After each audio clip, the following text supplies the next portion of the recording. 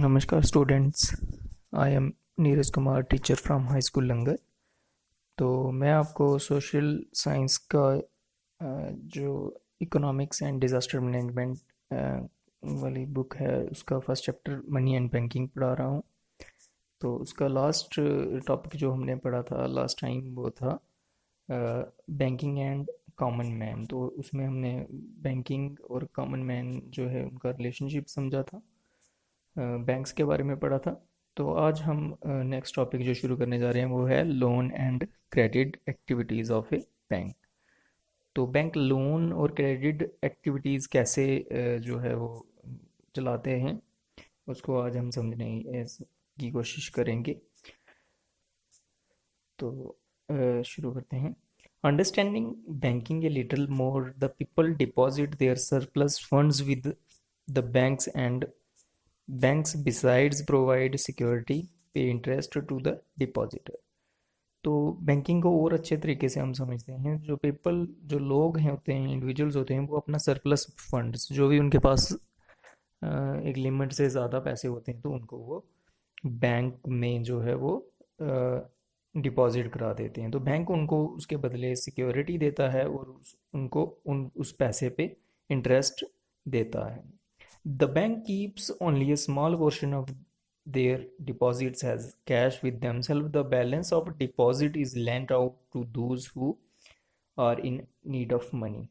तो वो जो पैसा डिपॉजिट किया कराया जाता है या किया जाता है, जो इंडिविजुअल्स हैं वो जब पैसा डिपॉजिट करते हैं बैंक में, तो बैंक उस पैसे का एक स्मॉल पोर्शन ही अपने पास रखता है। बाकी जितना भी डिपॉजिट पैसा होता है वो सब उन लोगों को वो दे देते हैं जिनको उसकी who are in need of money.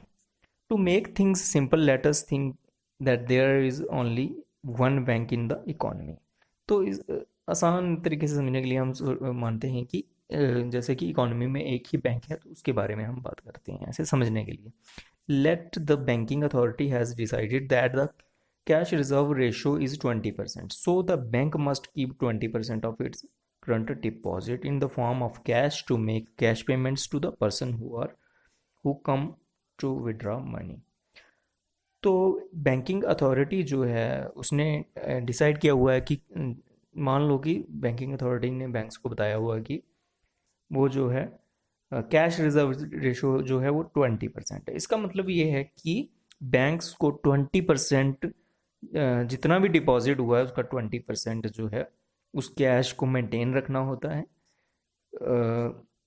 क्योंकि to persons who come to withdraw money, ताकि 20% कैश उनके पास हो जब भी कोई पर्सन जिसने वो डिपॉजिट कराए हुए हैं अपने पैसे वो निकलवाने आए तो उसको दे सके।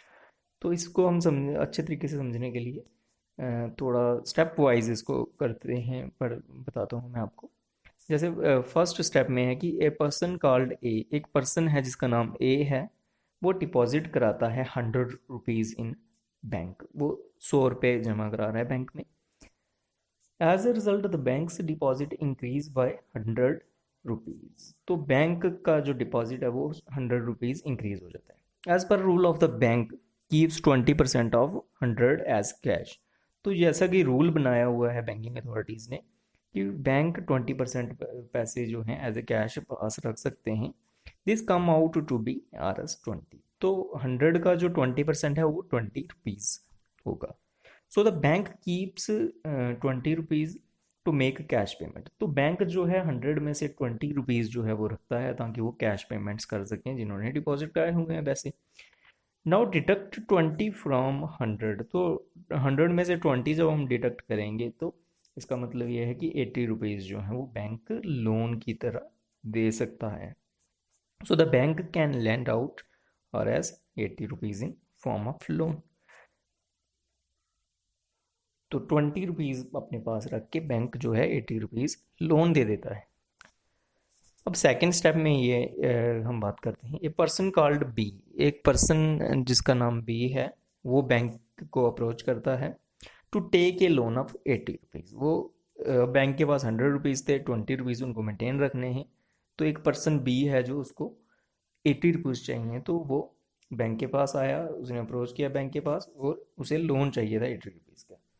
After the bank gives this loan it can claim the amount from B in future. तो bank 80 rupees as a loan देने के बाद वही लोन अमाउंट जो 80 रुपीज़ है उनको भी क्लेम कर सकता है और साथ में वो इंटरेस्ट भी लेगा। This means that by giving loan to person b the bank can create another deposit of 80 rupees. तो इसका मतलब ये है कि जब बैंक ने 80 रुपीज़ लोन दिया है पर्सन बी को, तो वो 80 रुपीज़ जो हैं वो भी डिपॉजिट वापस बैंक में कराएगा। Now calculate the total deposit with the bank. First person a deposit 100 rupees. तो फर्स्ट पर्सन ने 100 रुपीज़ डिपॉजिट किए थे। By giving loan to b the bank is able to claim R S 80 rupees. तो a ने 100 rupees जो है deposit किए थे, अब बी को लोन देने के बाद वो जो बी 80 रुपीज़ डिपॉजिट कराएगा वो बैंक में, वो भी बैंक वालों के पास जाएंगे। So after 2 steps the bank has total deposit of 180 rupees. तो इन ए और बी, ए के डिपॉजिट करने से और बी को लोन देने के बाद बैंक के पास 180 रुपीज़ हो गए डिपॉजिट। ठीक है, थर्ड स्टेप में हम आगे बात करते हैं। Another person called C. अब एक और जो पर्सन है वो C wants a loan from the bank, उसको भी लोन चाहिए। How much amount of money the bank can give as a loan to C. अब कितना पैसा जो है लोन की तरह बैंक दे सकता है पर्सन सी को, क्योंकि बैंक के पास टोटल तो फर्स्ट स्टेप में ए ने 100 रुपीज़ डिपॉजिट किए थे, तो वही 100 रुपीज़ अभी चल रहे हैं। पर्सन बी को भी उन्होंने 80 रुपीज़ दिए। अब बैंक कितने पैसे पर्सन सी को दे सकता है, सी जो है उसको दे सकता है, तो ये हम पता लगाने की कोशिश करते हैं। In the previous step we saw that the bank could increase its deposit by 80 rupees by claiming the amount from b. तो बैंक ने 80 रुपीज़ जो है वो बी से वापस लिए, उसको क्लेम किया। As per rule it has to keep 20% of 80, क्योंकि बैंक ने जब भी कोई डिपॉजिट कराएगा तो उसको 20% उसका रखना पड़ेगा अपने पास। इसका मतलब ये है कि उनको 80 रुपीज़ का 20% जो है वो अपने पास रखना पड़ेगा और बाकी पैसे वो जो पर्सन सी है उसको दे सकते हैं। तो ये कितना अमाउंट होगा ये मैं बताने की कोशिश करता हूँ आपको। तो 20% ऑफ 80 जब हम निकालेंगे तो वो बनेगा 16 रुपीज़। 16 रुपये जो है वो 20% है। इसका मतलब ये है कि 80 में से हम 16 माइनस करते हैं तो हमारे पास बचेगा 64। तो वो जो 80 रुपीज़ बी ने वापस डिपॉजिट कराए थे उनमें से भी बैंक अब 64 रुपीज़ जो है वो एज ए लोन दे सकता है। So the bank can give 64 as a loan to C. Again, by claiming this amount from C, the bank can create another deposit of 64 in third step. तो ये जो 64 rupees अब bank दे रहा है person सी को, ये भी बैंक वापस क्लेम करेगा, ये भी उसका डिपॉजिट होगा। Continuing from the previous 2 steps, we can say that another after 3 steps, the total deposit with bank has increased. तो फर्स्ट 2 स्टेप्स के बाद थर्ड स्टेप में हम ये हमें पता चल रहा है कि टोटल डिपॉजिट जो बैंक के पास था वो इंक्रीज हो रहा है। फर्स्ट पर्सन ने 100 रुपीज़ दिए, तो ये हम देखते हैं कि कितना हो रहा है। जैसे कि 100 फर्स्ट पर्सन ए ने डिपॉजिट कराए थे, तो बी ने जब लोन लिया 80 रुपीज़ तो वो भी उसने वापस डिपॉजिट कराया, तो ये हो गया 100 + 80। और पर्सन सी जो है उसने 64 रुपीज़ एज ए लोन लिया था, उसने भी डिपॉजिट कराए, तो 100 + 80 + 64, तो ये हो गया 244। तो बैंक के पास टोटल डिपॉजिट 100 रुपीज़ का जो डिपॉजिट था वो कितने का हो गया, 244 रुपीज़ का। So commercial banks advances loan against some approved security collateral. In India these days banks hold about 15% of their deposit as cash। तो आजकल बैंक जो है 20% की जगह 15% जो डिपॉजिट है एज ए कैश रखते हैं अपने पास। This money is kept to pay depositors who may want to withdraw their money on any day as free will। तो ये 15% जो पैसे हैं ये बैंक इसलिए मेंटेन रखते हैं क्योंकि जब भी कोई भी पर्सन, कोई भी डिपॉजिटर आएगा तो वो अपने पैसे जब भी निकलवाना चाहे वो निकलवा सकता है। इसके लिए छोटी सी एग्जांपल मैं देता हूँ आपको। जैसे कि 100 पर्सन ने पैसे जमा कराए हुए हैं बैंक में, उन्होंने डिपॉजिट कराए हुए हैं, तो अ, हो सकता है कि 100 में से 100 पूरे जो इंडिविजुअल हैं वो डिपॉजिट जो है वो ना निकलवाएं। तो हो सकता है कुछ 10 15 या 20 लोगों को इसकी ज़रूरत पड़े, तो इसलिए ये 15% जो मनी है ये बैंक एज ए कैश अपने पास रखता है, ताकि किसी भी टाइम जब भी किसी पर्सन को ज़रूरत हो तो वो उनको उनका जो डिपॉजिटेड मनी है वो उनको विड्रॉ करा सकें। This credit loan facility refer to an agreement in which the lender supplies the borrower with money, goods or services in return for the promise of future payment. It serves two purposes. तो ये जो loan facility है ये जो है एक agreement होता है in which the lender supplies the borrower with money. जो देने वाला है वो जो बारोवर है उसको मनी प्रोवाइड कराता है, गुड्स प्रोवाइड कराता है या सर्विसेज प्रोवाइड कराता है, और उसके बदले में वो एक प्रॉमिस लेते हैं कि वो फ्यूचर में पेमेंट करेगा विद इंटरेस्ट। तो यहाँ पे दो पर्पजेज इससे क्लियर होती हैं। फर्स्ट है bank works as intermediaries between those who have surplus money and those people who are in need of money. तो बैंक जो है वो इंटरमीडिएटरीज का काम करता है। वो उन जिनके पास सरप्लस मनी है उनसे पैसा डिपॉजिट कराता है, और जिनको ज़रूरत है उनको वो लोन एज ए लोन देता है, बोरोवर्स को लोन देता है। तो सेकंड पर्पस जो है ये लोन फैसिलिटी से वो ये है कि bank charge higher interest from the looseness as compare to the interest paid to the deposit. The difference between the two rates is banks profit. तो बैंक जब आप बैंक में अपना मनी डिपॉजिट करते हैं तो आपको इंटरेस्ट रेट जो है वो कम मिलता है, मान लो कि वो 4 to 6% है।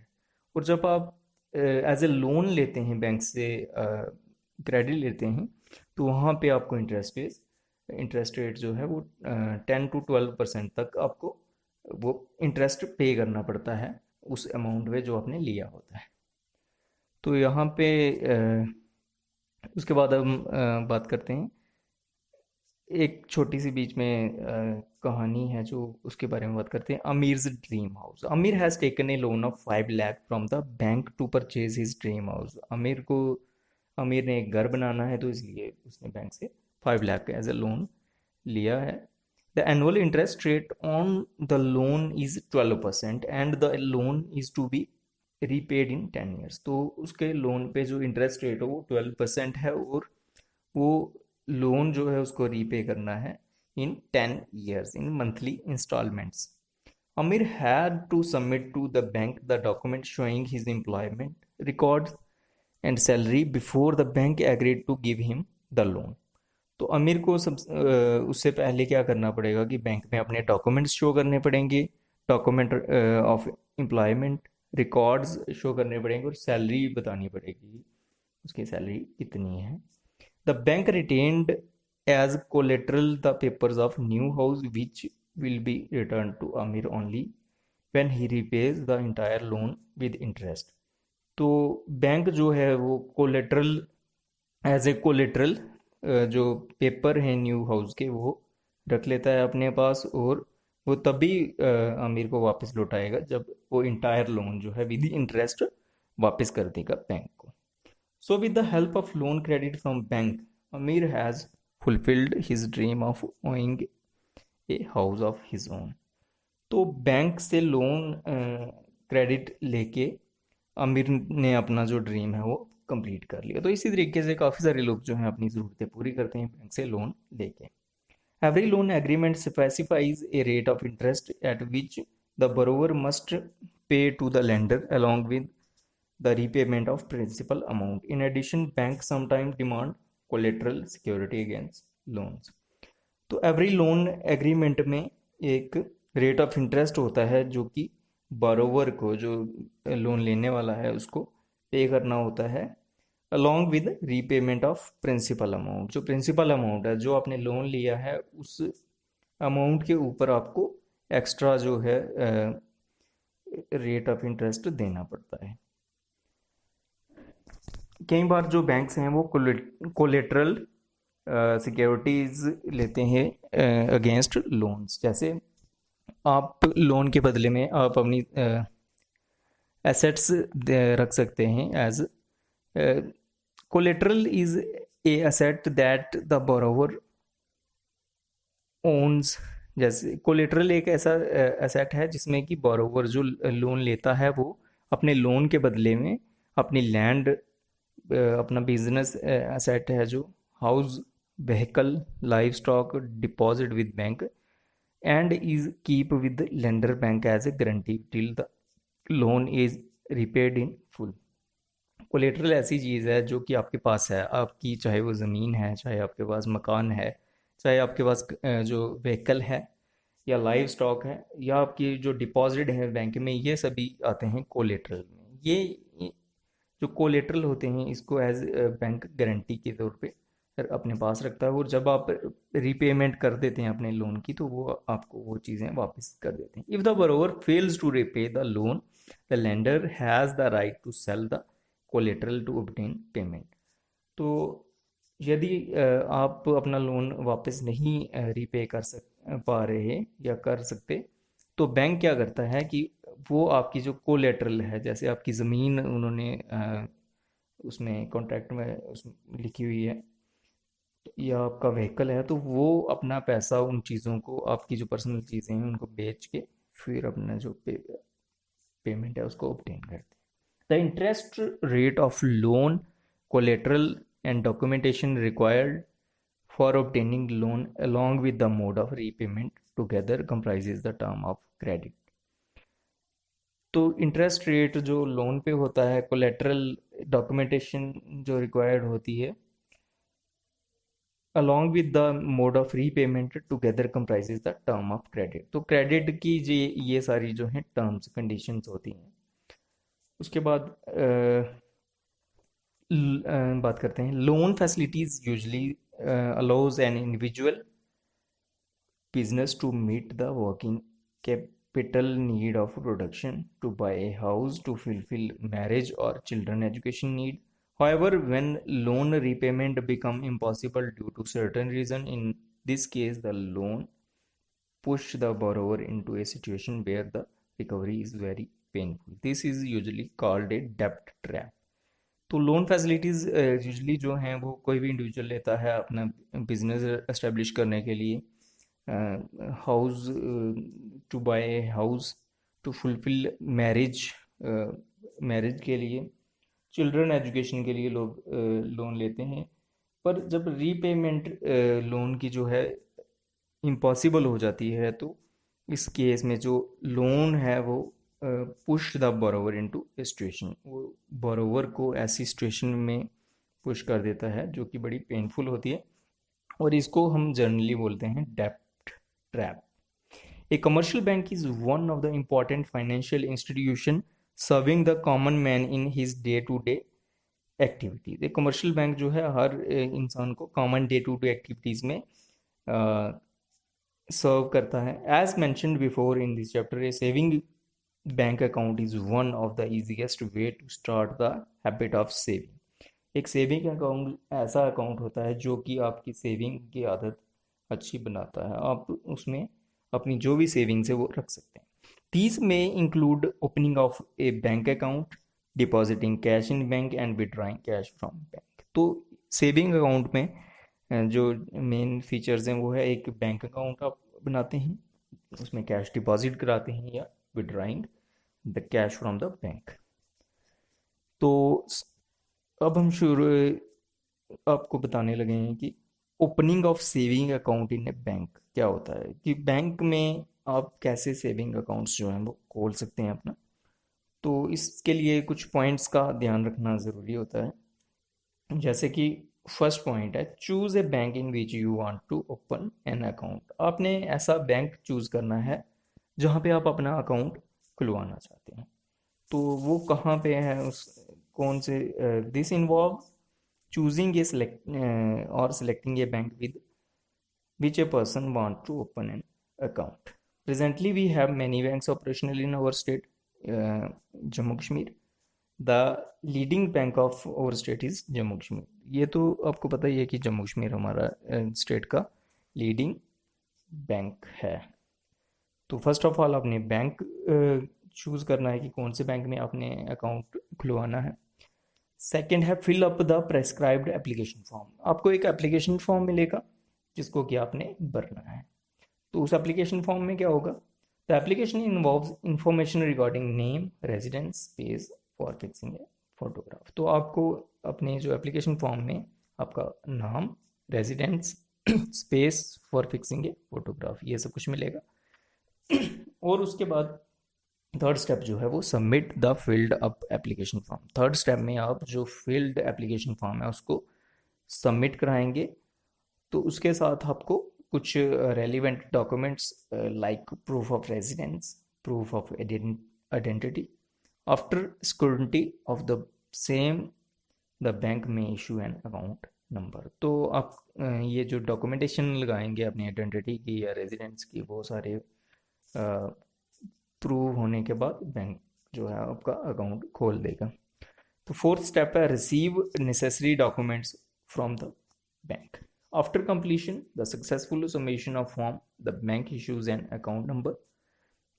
Bank also provide a small book known as passbook which contain particulars of the account holder. तो फोर्थ स्टेप में बैंक आपको जो नेसेसरी डॉक्यूमेंटेशन है वो प्रोवाइड करेगा। जैसे अब बैंक अकाउंट आपका खुल गया है तो आपको एक स्मॉल बुक मिलेगी जिसको पासबुक बोलते हैं, और उस पासबुक में पार्टिकुलर्स होंगे आपके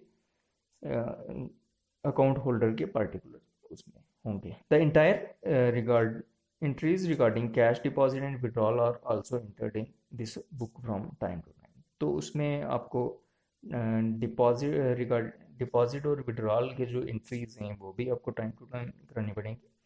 the passbook serves as an important documentary link between bank and account holder. तो ये पासबुक जो है ये बैंक और अकाउंट होल्डर के बीच में एक लिंक का काम करता है। द बैंक आल्सो में आल्सो इशू एटीएम कार्ड। तो आपको पासबुक के साथ साथ एटीएम कार्ड भी बैंक प्रोवाइड करा सकता है। तो ये तो हो गया opening of saving account in bank. तो ये 4 स्टेप्स थे इसके। उसके बाद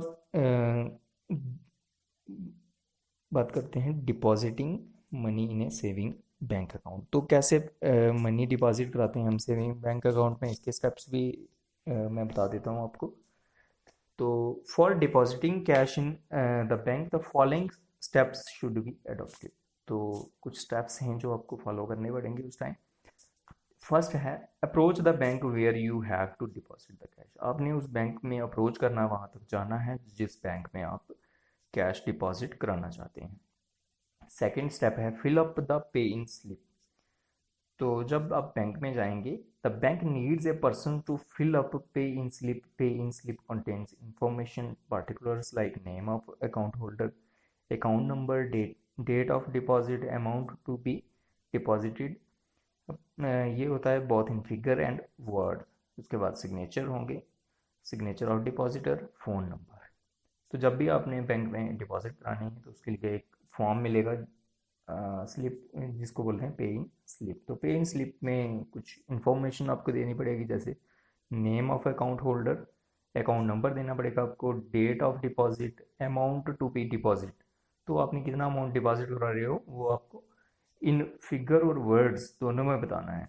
उसके बाद आप सिग्नेचर करेंगे और अपना फ़ोन नंबर जो है नीचे देंगे। The reverse side of the pay in slip contains the information like number of currency notes deposited for each denomination. तो उसके दूसरी साइड जो है आपको एक कॉलम मिलेगा, वहाँ पे आप कौन कौन से करेंसी नोट्स, कितने नोट्स जो है सबमिट कर रहे हैं वो आपको इन्फॉर्मेशन देनी पड़ेगी। The pay in slip is to be filled in duplicate. तो इस पे इन स्लिप की 2 कॉपीज होती हैं, एक जो है वो बैंक में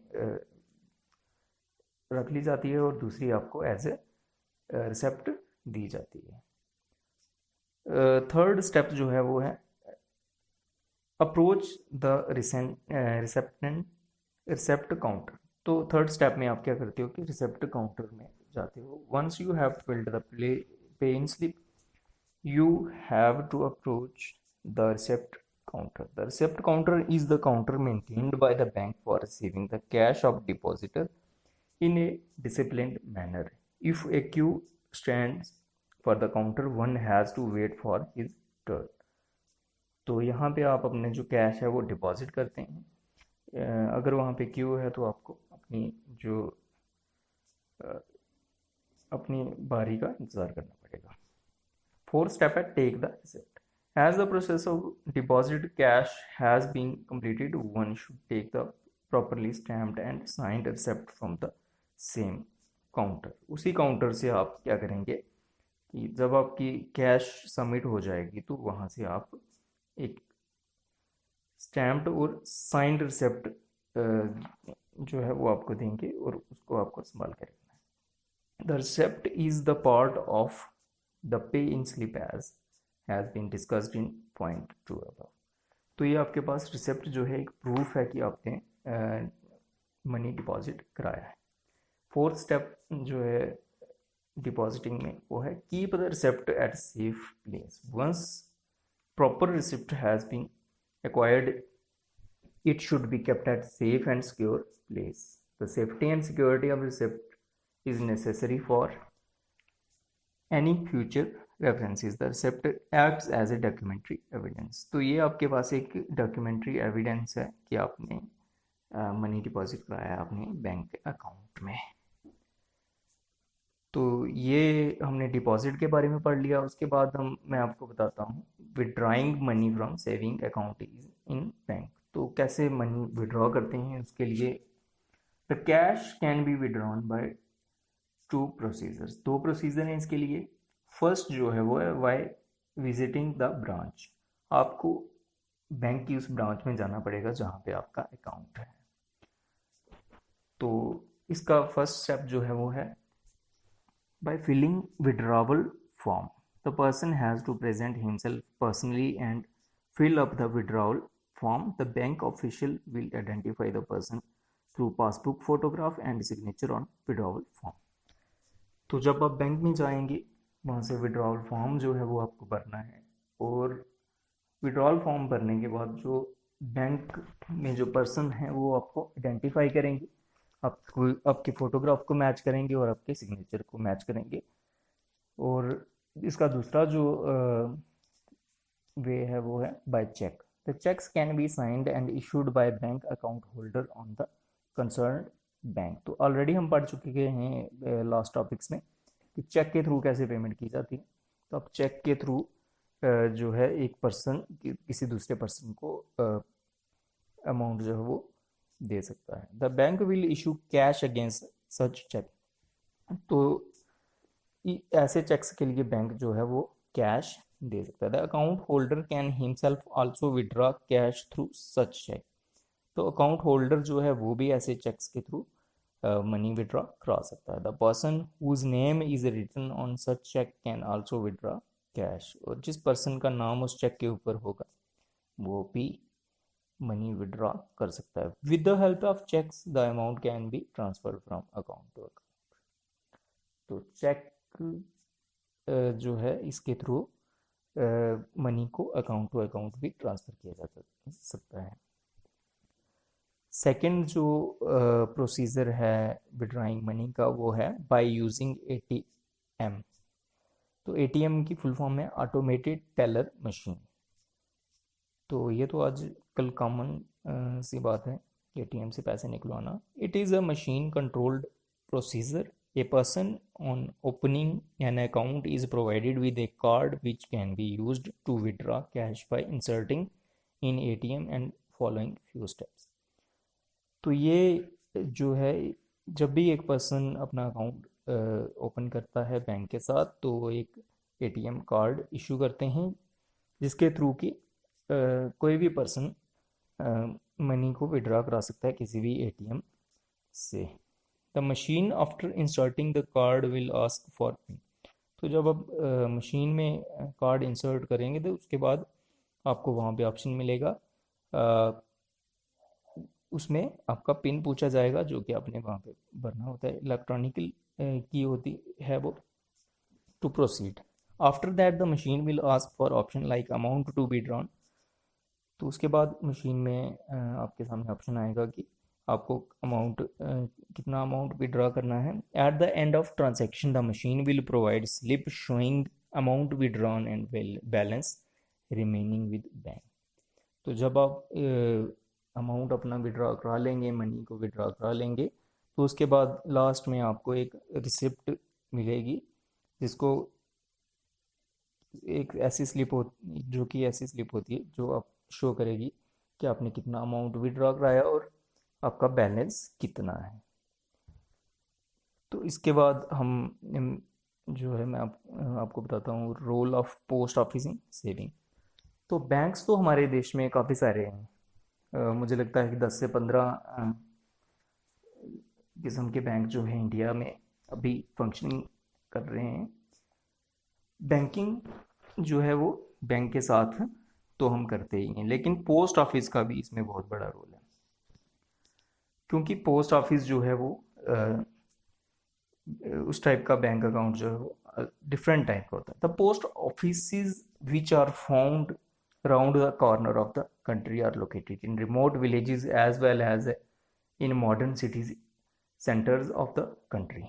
तो जो पोस्ट ऑफिस की बात करते हैं वो हमारी पूरी कंट्री में किसी भी, हमारे देश के किसी भी कोने में, किसी भी रिमोट विलेज में पोस्ट ऑफिस जो है वो हर जगह आपको मिल जाएगा। The post office saving bank is the oldest and by far the large banking system in the country. तो पोस्ट ऑफिस सेविंग बैंक जो है ये सबसे पुराना बैंक है और largest banking system in the country, ये सबसे बड़ा बैंकिंग सिस्टम हमारे पूरे देश में है। Serving the investment need of both urban and rural client.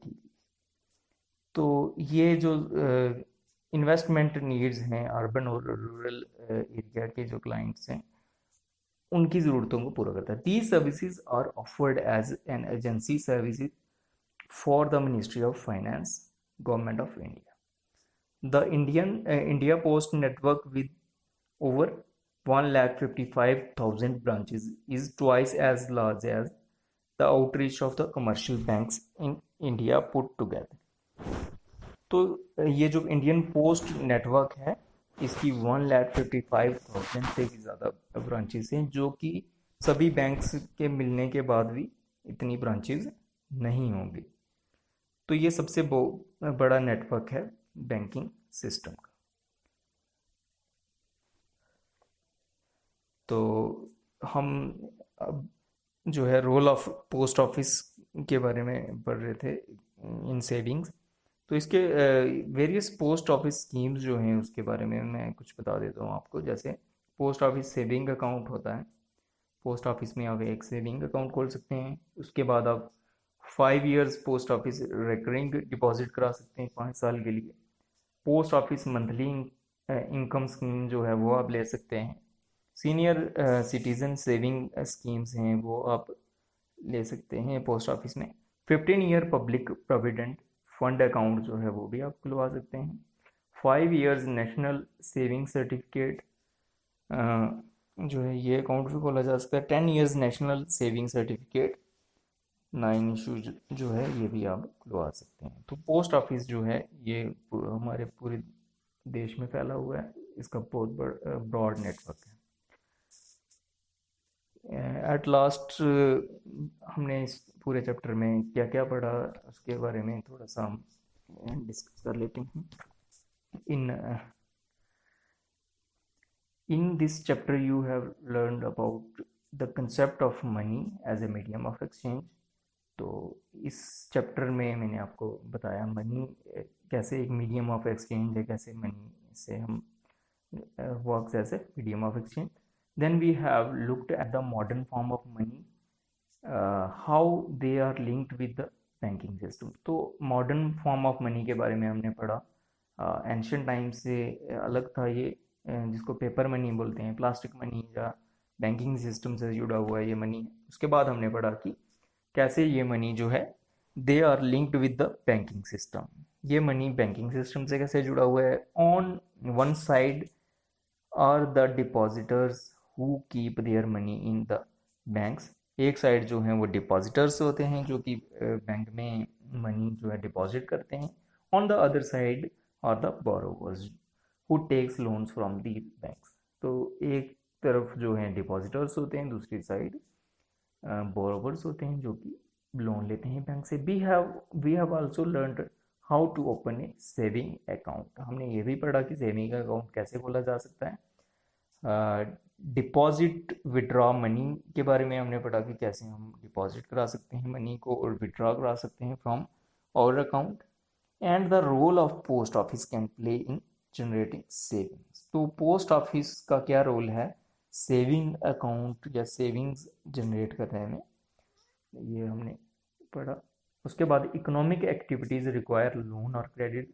जब भी कोई इकोनॉमिक एक्टिविटी करनी होती है या कोई इकोनॉमिकली आपको सपोर्ट की ज़रूरत पड़ती है तो कैसे लोन जो है वो और क्रेडिट जो है वो आपकी हेल्प करता है। Credit as we saw can have a positive impact. तो क्रेडिट जो है वो उसका एक पॉजिटिव इम्पैक्ट है और in certain situation make the borrowers worse off. तो कई बार क्रेडिट जो है इसका पॉजिटिव इम्पैक्ट होता है और कई बार बोरोवर की वर्स्ट सबसे बुरा सपने की तरह होता है, क्योंकि हमने जैसे कि पढ़ा कि जो क्रेडिट है समटाइम्स उसका पॉजिटिव इम्पैक्ट होता है और समटाइम जो बोरोवर है वो एक डेब्ट ट्रैप में फंस जाता है। तो इसी के साथ हमारा ये चैप्टर जो मनी एंड बैंकिंग है वो कंप्लीट हो जाता है। तो इसके बाद मैं आपको जो भी क्वेश्चंस अभी बचे हुए हैं वो मैं दे रहा हूँ। तो आप ध्यान से इस चैप्टर को जो है पढ़ेंगे। उसके बाद इसके जो क्वेश्चन आंसर हैं वो लर्न करेंगे। मैंने जो टॉपिक आपको समझाए हुए हैं वो भी आप ध्यान से पढ़ेंगे। तो ये रहा आपका होमवर्क। तो इसी के साथ